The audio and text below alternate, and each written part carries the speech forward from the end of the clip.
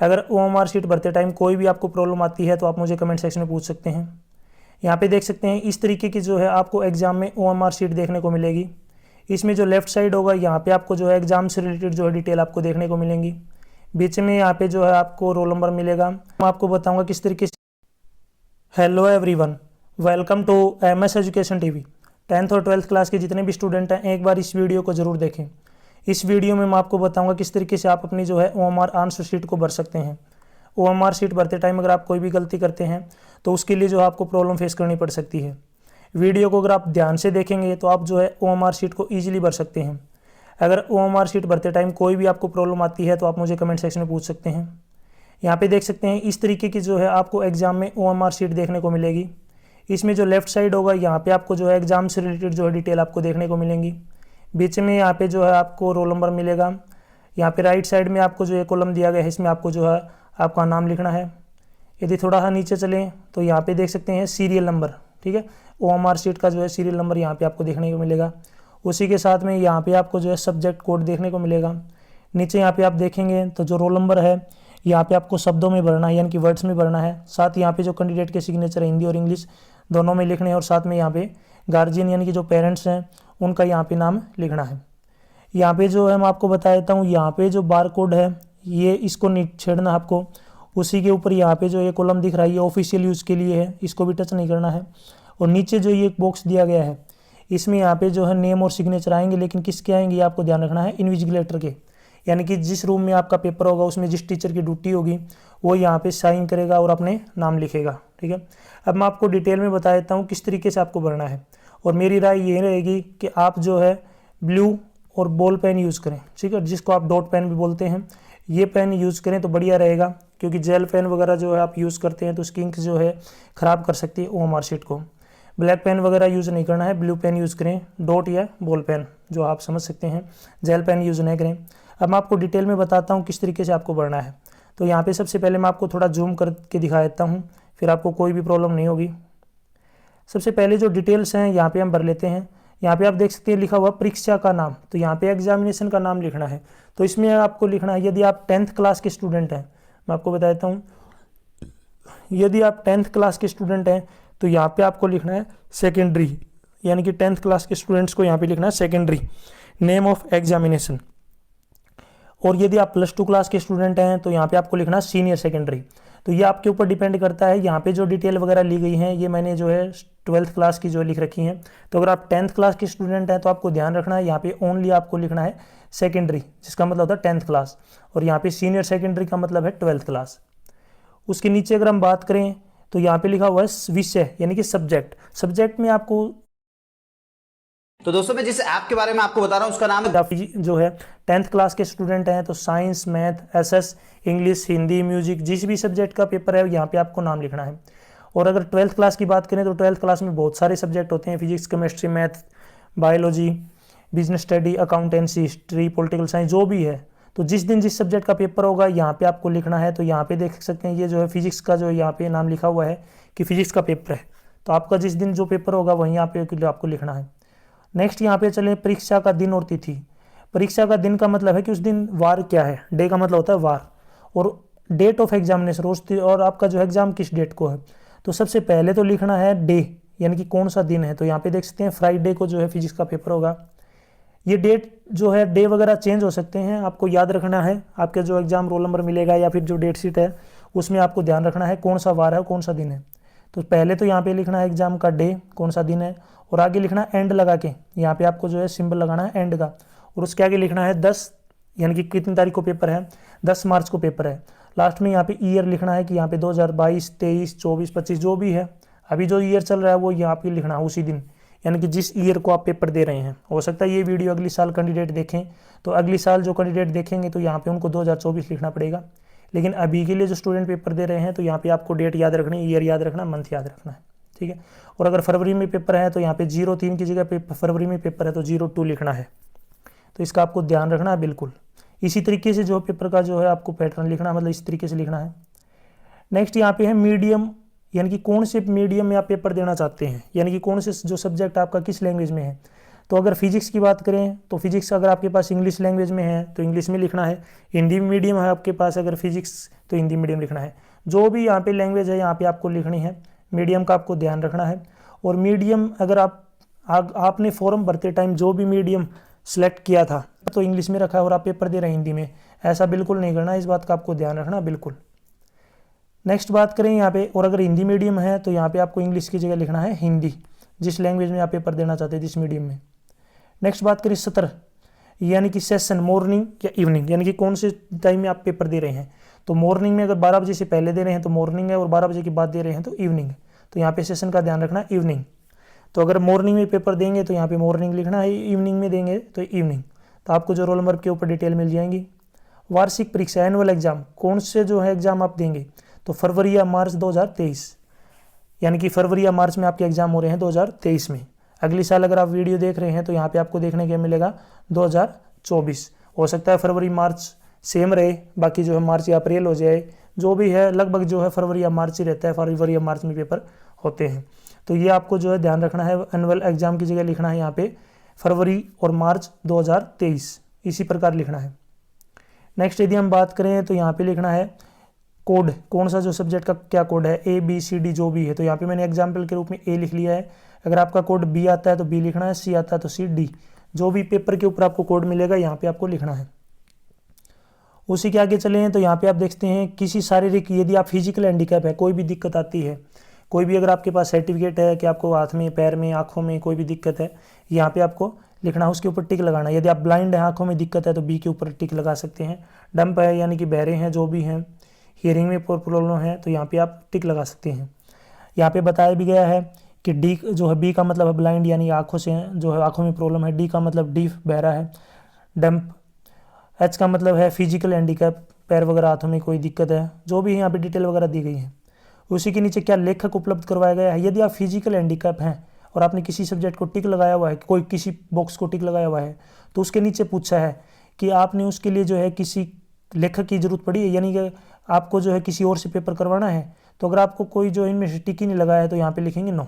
और by the chance आपने टिक लगा रखा है और आप पेपर देने में असमर्थ है, तो आपने अगर आप कोई लेखक ले रखा है तो यहाँ पे लिखेंगे आपको यस। तो ये फिजिकल हैंडीकैप कैंडिडेट के लिए उनको अच्छे से पता होगा, उनको एक मेडिकल सर्टिफिकेट भी लगवानी पड़ती है साथ में।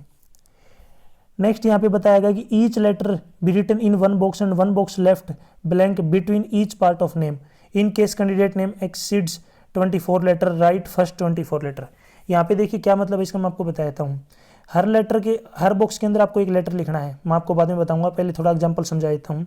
किसी का नाम है ABC और उसके आगे वो कुमार लगाता है, कुमार KUMAR, तो ABC के बीच में कोई भी जो है गैप नहीं देना है। हर बॉक्स में जो है एक एक लेटर आएगा, जैसे A आ गया, उसी के बाद B आ गया, C आ गया।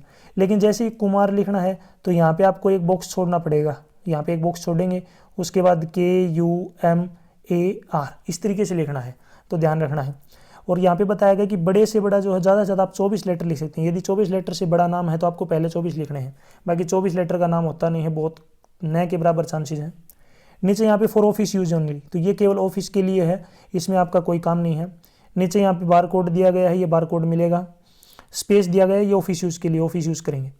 अब थोड़ा सा मैं आपको यहाँ ऊपर दिखा देता हूँ रोल नंबर के लिए। यहाँ पे कॉलम दिया गया है रोल नंबर का, इसका आपको थोड़ा ध्यान रखना है बिल्कुल, इसमें कोई गलती नहीं होनी चाहिए रोल नंबर में जो है भरते टाइम, क्योंकि अगर रोल नंबर भरते टाइम को गलती कर दी तो आपका जो है आंसर शीट चेक नहीं होगी, इसका आपको ध्यान रखना है। तो मैं यहाँ पे बता देता हूँ, जो बॉक्स दिया गया है हर एक बॉक्स के अंदर एक लेटर लिखना है। जैसे किसी का जो है जो भी यहाँ पे रोल नंबर है, हर एक डब्बे में जो है एक एक जो डिजिट है वो लिखनी है, इसका आपको ध्यान रखना है। 2 डिजिट बिल्कुल भी नहीं होनी चाहिए एक डब्बे में। नेक्स्ट अगर हम बात करें यहाँ पे, अगर बाय द चांस यहाँ पे डब्बे आप काउंट कर सकते हैं, मान लिया 10 हैं, 1 2 3 4 5 6 7 8 9 10, तो 10 बॉक्स है तो आपका रोल नंबर भी 10 डिजिट का मिलेगा, ठीक है, 10 डिजिट का आपको रोल नंबर मिलेगा। By the chance in case अगर आपका जो है रोल नंबर 9 डिजिट का है या 8 का है, तो उसके लिए आपको हमेशा राइट साइड से जो है भरना है आपका रोल नंबर, हमेशा राइट साइड से जो है रोल नंबर भरेंगे। बाय द चांस अगर डिजिट खाली रहते हैं तो आपको इस साइड जो है कॉलम ये खाली छोड़ने हैं, उधर आपको यूज़ नहीं करना। अगर आप यूज़ करना चाहें तो इधर 0 यूज़ कर सकते हैं, इधर 8 डिजिट लिख सकते हैं। उधर आपको डब्बा बॉक्स खाली नहीं छोड़ना है, उधर से स्टार्ट करेंगे और इधर की तरफ आप कोई जो है बॉक्स खाली छोड़ सकते हैं। अब अगर आप पहले डिजिट भर दिया आपने, इसमें 3 भर रखी है, उसी के नीचे डब्बा देखेंगे, उसी के नीचे 3 नंबर जो है, जहाँ पे भी 3 नंबर मिलेगा उसको अच्छे से आपको डार्क करना है। जैसे यहाँ पे 3 आपको दिख रहा है, उसको अच्छे से डार्क करना है, ज़्यादा बड़ा भी नहीं होना चाहिए और छोटा भी नहीं होना चाहिए। नेक्स्ट डिजिट है यहाँ पे 0, तो इस कॉलम में आपको 0 देखनी कहाँ पे है, तो इस कॉलम में 0 लास्ट में है, तो लास्ट में यहाँ पे इसको डार्क करना है। जो डिजिट दी गई है उसी के सामने जो बॉक्स है उसी में उसी डिजिट को काउंट जो है डार्क करना है। अगले में 2 दिया गया है, इसी में यहाँ पे 2 को जो है डार्क करना है। नेक्स्ट वाले में यहाँ पे 0 दी गई है, तो उसी के नीचे यहाँ पे देख सकते हैं 0 को डार्क किया गया है। अगले में 4 है, तो नीचे 4 को डार्क किया गया है। नेक्स्ट यहाँ पे डिजिट आप देख सकते हैं, नेक्स्ट वाले में 5 है, तो इसके सामने 5 को डार्क किया गया है। अगले वाले में 0 है, तो यहाँ पे 0 को डार्क है।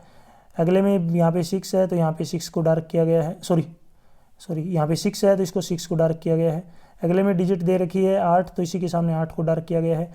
लास्ट में यहाँ पे 4 है, तो 4 को डार्क किया गया है। बिल्कुल अच्छे से डार्क करना है, छोटा नहीं रहना चाहिए। ऐसे नहीं है कि आप जो है इस तरीके से थोड़ा सा भर दें, या फिर इसको ज़्यादा भर दें, या फिर इसको टिक लगा दें, या फिर इसको क्रॉस कर दें, या इसको आधा भर दें।